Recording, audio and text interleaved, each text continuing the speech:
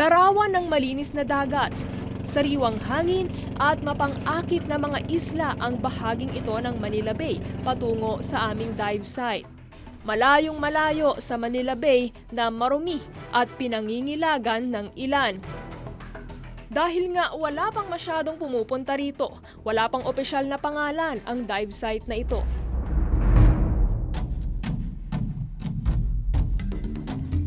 Mukhang malalim ang aming kailangang puntahan. Set, go!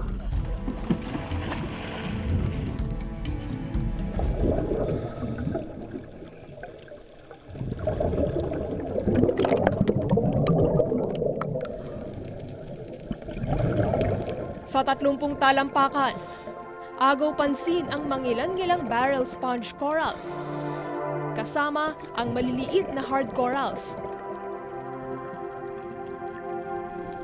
May napansin din kaming nag-iisang pufferfish na tila namamahinga sa mga coral. Mayroon ding sea cucumber. Sa dami ng corals, nakalilibang pagmasdan ang paligid.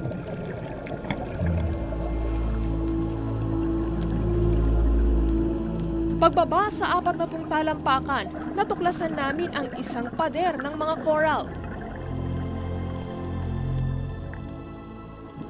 Mas malaki rin ang barrel sponge coral sa lalim na ito.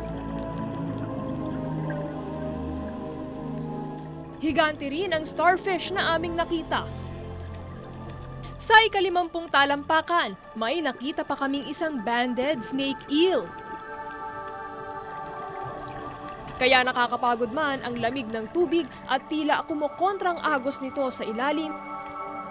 Sulit, busog ang aming mata sa halos 1 oras na sightseeing sa ilalim. Ang daming makikitang corals sa ilalim. Parang isa siyang garden ng mga corals. Actually, I was surprised na meron pa palang part ng Manila Bay na pwedeng sabihing isang dive site o pwedeng ma-develop into a dive site. Una, hindi naman natin aakalain, gagaya ng nakikita natin sa Metro Manila, sa Rojas Boulevard na lang mismo, ang daming basura. Tapos dito, meron palang isang ganong kalaking coral patch. Ngunit dagdag ng aming dive master, ang yaman sa dive site na ito'y sinusubukan na lamang mabuhay. Sabi natin buhay pa. Oo, buhay pa siya.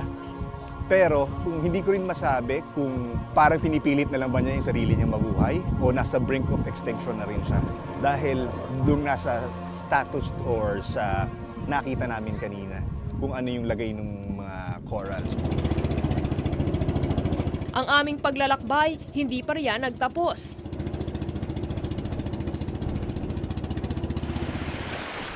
Ang pagpunta sa isla na ito, pahirapan. Andito tayo ngayon sa Carabao Island. Hindi natin alam kung ano ang ating i-expect, no? Pero ayon sa kasama nating guide, may mga i-explore daw tayo rito, mga tunnel.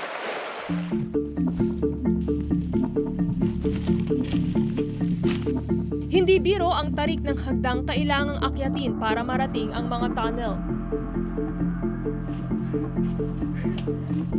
Ito yung unang tunnel na papasukin natin dito sa Carabao Island. Isa raw ito sa mga pinagtaguan ng ating mga sundalo noong World War II.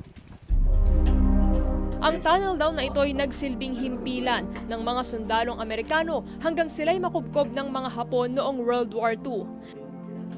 Bukod sa madilim dito sa tunnel, meron pang mga butas kagaya nito na talaga namang kailangan mong maging maingat para maiwasan mong mahulog. Hindi lang ito isa, marami pa raw ito dito sa loob ng tunnel.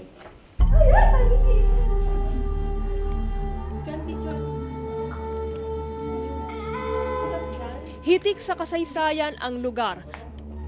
Bakas pa ang mga English signage sa mga pader at mga entrada ng dating himpilan ng mga sundalong Amerikano. Yung mga islang yan, finortify yan ng mga Spaniards. Binilagyan nila ng mga kanyon, no? Now, nung yung Amerikano ang nag-take over, gumawa sila ng mas malaking upgrade ng mga islands sa mouth ng Manila Bay.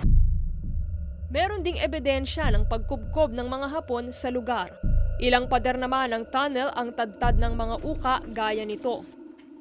Na lang itong Kwento ng aming guide, mga tama ito di umano ng bala. may mga umakyat, mga nag Sir, ang sinasabi niyo po sa akin kanina, itong mga butas na ito, mga tama yan ng bala? Opo, yung dahil pa sa nung nakaraang Civil War.